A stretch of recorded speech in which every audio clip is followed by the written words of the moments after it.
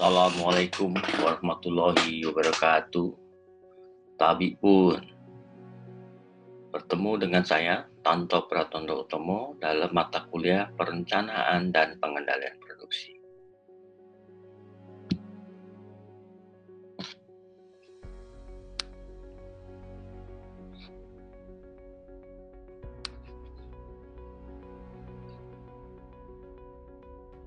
Mata kuliah ini mempelajari tentang bagaimana melakukan perencanaan dan pengendalian produksi agar proses produksi pada agroindustri dapat berlangsung secara efektif dan efisien. Istilah efektif dan efisien serta produktif harus sudah dikuasai oleh para mahasiswa program studi teknologi industri pertanian yang mengikuti mata kuliah ini. Istilah ini sudah kami kenalkan dari semester 1 atau awal perkuliahan yang menggambarkan bagaimana sesuatu proses produksi berjalan sesuai tujuan dengan pengorbanan sekecil-kecilnya dan hasil dari per input yang digunakan adalah optimal. Mata kuliah ini memuat materi mengenai peramalan dan teknik-teknik peramalan, manajemen persediaan beserta metode-metode pengendalian persediaan serta pengendalian kualitas dalam agroindustri.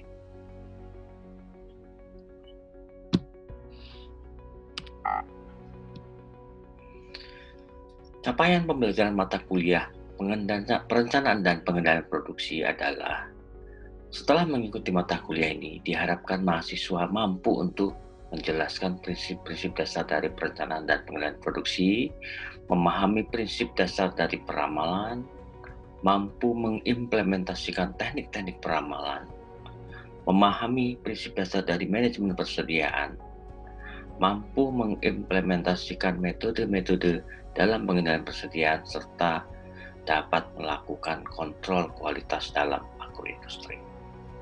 Jadi, secara umum saya jelaskan bahwa perencanaan dan pengendalian produksi adalah perencanaan tentang produksi yang akan dilakukan meliputi bahan baku, tenaga kerja, proses produksinya itu sendiri, kemudian bagaimana mengontrol kualitas yang dihasilkan oleh suatu proses produksi.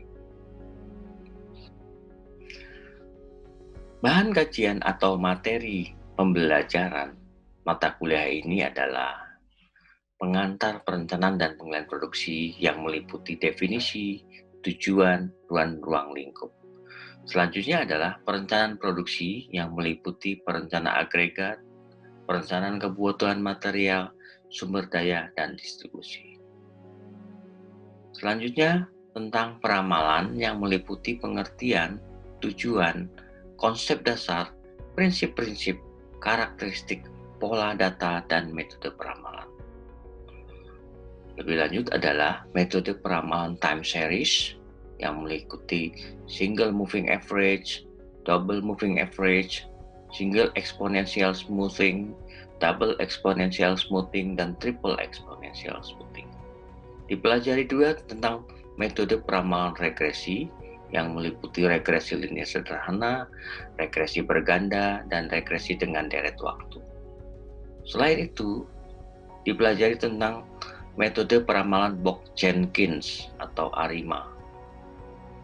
Selanjutnya, materi lain adalah pengendalian persediaan yang meliputi definisi, fungsi, tujuan, jenis-jenis persediaan, biaya-biaya persediaan. Kemudian metode pengendalian persediaan secara statistik yang meliputi pengendalian secara deterministik, probabilistik, dan stokastik. Selain itu juga dikenalkan tentang just in time dan Kanban. Dan yang terakhir adalah pengendalian kualitas yang meliputi 7 tools atau metode yang digunakan dalam pengendalian kualitas.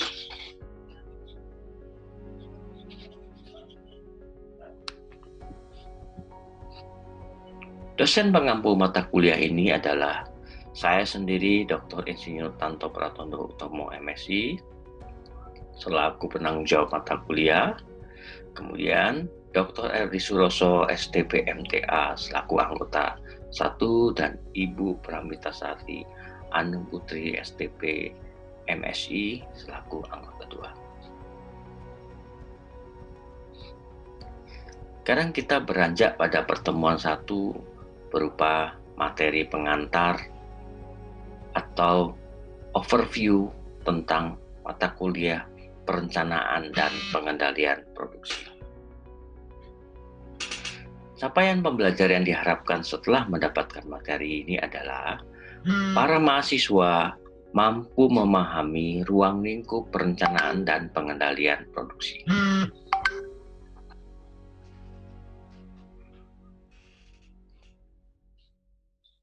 Pengertian umum dari produksi adalah suatu fungsi pokok dalam setiap organisasi yang mencakup aktivitas yang bertanggung jawab untuk menciptakan nilai tambah produk yang merupakan output dari setiap organisasi industri itu. Secara umum, perencanaan dan pengendalian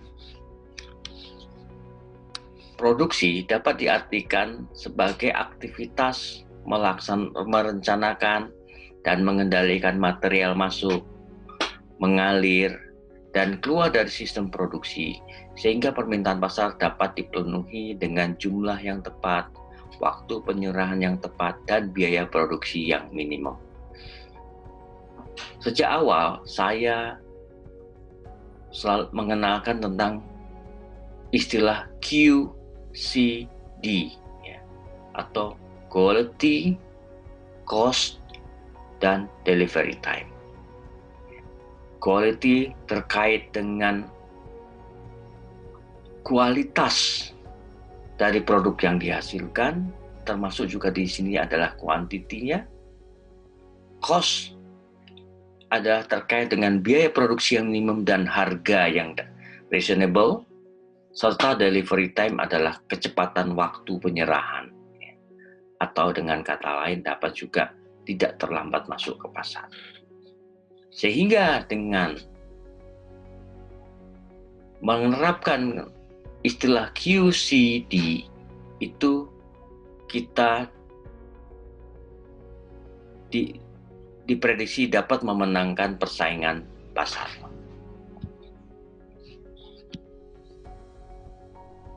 Selanjutnya tentang pengertian terpisah tentang perencanaan dan pengendalian produksi, karena ini ada dua hal, yaitu perencanaan dan pengendalian. Maka perencanaan produksi adalah aktivitas untuk menetapkan produk yang diproduksi, jumlah yang dibutuhkan, kapan produk tersebut harus selesai, dan sumber daya yang dibutuhkan. Gambaran singkatnya adalah, misal kita ingin memproduksi sesuatu, harus kita rencanakan sumber daya yang dibutuhkan apa. Ingat 5M plus I ya. Ada man, ada material, ada method, ada money, dan ada mesin, serta informasi. Informasi banyak hal terkait dengan produk dan atau jasa yang kita hasilkan. Selanjutnya adalah pengendalian produksi, yaitu aktivitas yang menetapkan kemampuan sumber daya yang digunakan dalam memenuhi rencana, kemampuan produksi berjalan sesuai rencana, dan melakukan perbaikan rencana. Gambaran nyatanya adalah apabila kita melakukan suatu produksi yang menghasilkan produk dan atau jasa, setelah dihasilkan selalu kita melakukan suatu evaluasi untuk perbaikan. Apabila sesuai dengan apa yang direncanakan bagus, tetapi untuk kedepannya selalu harus dilakukan peningkatan. Apalagi apabila pada saat akhir itu tidak sesuai dengan rencana. Kita cari tahu penyebabnya dan kita melakukan perbaikan. Ingat konsep plan, do, check, action. Jadi selalu ada perbaikan menuju menjadi lebih baik, yang dikenal juga sebagai continuous improvement. Kemudian aktivitas apa saja sih yang termasuk dalam perencanaan dan pengendalian produksi? Aktivitas tersebut antara lain berupa peramalan kuantitas permintaan, perencanaan persediaan yang meliputi jenis, jumlah, dan waktu, perencanaan kapasitas, yaitu menyusun rencana agregat tenaga kerja, mesin, fasilitas untuk penyesuaian permintaan dengan kapasitas. Rencana agregat bertujuan untuk membuat skenario pembebanan kerja untuk mesin dan tenaga kerja, reguler, lembur, maupun subkontrak, secara optimal untuk secara keseluruhan produk dan sumber daya secara terpadu. Ya. Jadi artinya tidak per produk. Kemudian membuat jadwal induk produksi, JIP, yang merupakan suatu rencana terperinci mengenai apa produk dan atau jasa yang dihasilkan, dan berapa unit yang harus diproduksi pada suatu periode tertentu untuk setiap item produksi. Jadwal induk produksi dibuat dengan salah satunya memecah atau disagregat rencana agregat ke dalam rencana produksi apa, kapan, berapa yang akan direalisasikan. Selanjutnya adalah aktivitas perencanaan pembelian atau pengadaan, jenis, jumlah, dan waktu. Jadi pembelian dan pengadaan ini tidak hanya dibeli, tetapi juga direncanakan, ya, jangka pendek, jangka menengah, atau jangka panjang. Selanjutnya adalah aktivitas penjadwalan pada mesin dan fasilitas produksi. Penjadwalan ini meliputi urutan pengerjaan, waktu penyelesaian pesan, kebutuhan waktu penyelesaian, prioritas pengerjaan, dan lain sebagainya. Selanjutnya adalah aktivitas monitoring aktivitas produksi dan atau jasa, serta terakhir adalah pelaporan dan pendataan yang digunakan untuk melihat kinerja keseluruhan, baik melakukan perbaikan maupun peningkatan. Kita melangkah ke jenis produk yang dihasilkan. Karena kita ini, kalau Anda ini adalah mahasiswa teknologi industri pertanian, maka kita lebih cenderung melihat produk yang dihasilkan, bukan jasa. Yang pertama adalah make to stock atau MTS. Produsen membuat berbagai produk sebagai persediaan sebelum pesanan konsumen diterima. Sebagai contoh, umumnya adalah produk-produk massal, produk-produk yang sangat dibutuhkan oleh masyarakat atau pengguna, sehingga tidak perlu lagi harus menunggu pesanan. Ya. Banyak sekali contoh tentang jenis produk ini, antara lain misal mie instan. Karena Indonesia memang sangat menyukai mie instan, para produsen melakukan strategi produksi seperti ini. Ya, diharapkan tidak ada yang tidak terserap pasar. Kemudian yang kedua adalah make to order atau MTO. Yaitu produsen membuat berbagai produk setelah menerima pesanan konsumen. Ini ada sesuatu yang bersifat antisipatif. Pesan dulu baru kita buat, ya. Ini biasanya produk-produk dengan kekhasan tertentu, ya, kekhasan tertentu. Kemudian ada lagi assembly to order atau ATO.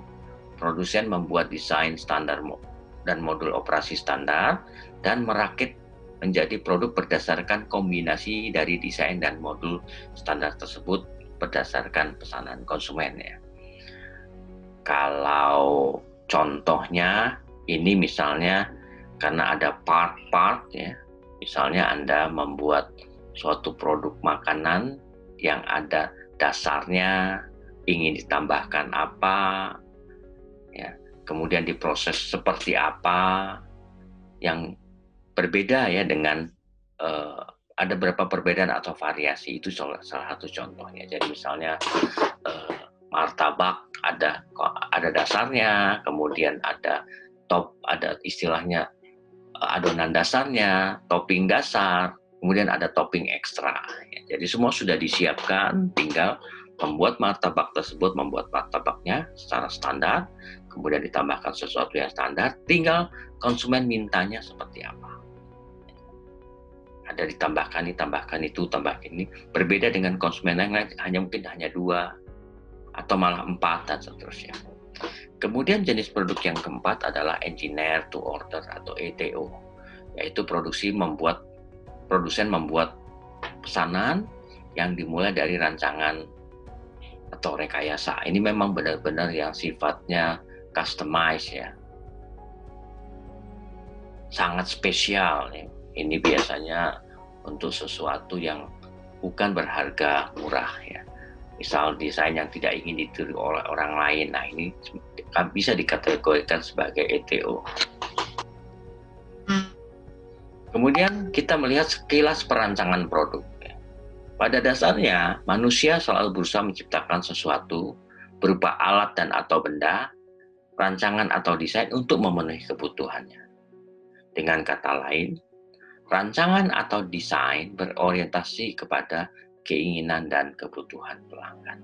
Hal ini yang perlu diingat sekali, bahwa kita apabila ingin membuat suatu produk dan atau jasa, ingat bahwa produk dan atau jasa tersebut bukan kita sendiri yang akan memakai, melainkan pelanggan. Sehingga sangat perlu untuk melakukan orientasi agar pelanggan terpenuhi keinginan dan kebutuhannya.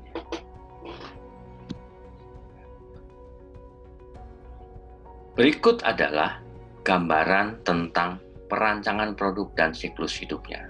Sesuatu yang sebenarnya sudah kalian pelajari di beberapa mata kuliah sebelumnya. Siklus hidup produk dan atau jasa ini sebenarnya mirip dengan salah satu siklus pertumbuhan mikroorganisme ya. Jadi terdiri di sini market introduction stage, growth stage, maturity stage, saturation and decline stage. Jadi masing-masing tahapan ini dapat dijelaskan secara singkat sebagai berikut. Market introduction stage adalah suatu tahap di mana produk baru dikenalkan kepada konsumen. Dalam hal ini melibatkan atau melalui berbagai kegiatan promosi, sehingga dapat dikatakan atau diperkirakan bahwa biaya yang dibutuhkan lebih besar dari pendapatannya. Sebagai contoh, yang paling mudah ditemui pada saat sekarang, walaupun produknya saya pribadi memperkirakan sudah decline karena berbagai alasan termasuk kesadaran terhadap kesehatan, adalah produk rokok. Pada saat awal suatu produk rokok akan diluncurkan ke pasar, biasanya selalu didahului dengan promosi yang besar-besaran, melibatkan berbagai bintang ternama ya, yang mengakibatkan kemungkinan biaya promosi yang besar. Tetapi hal ini merupakan sesuatu hal yang umum ya, untuk menggait konsumen dengan mengenalkan, kalau di model bisnis Canvas adalah value proposition, sesuatu keunggulan dari produk kita agar menarik konsumen baru dan atau menarik konsumen dari produk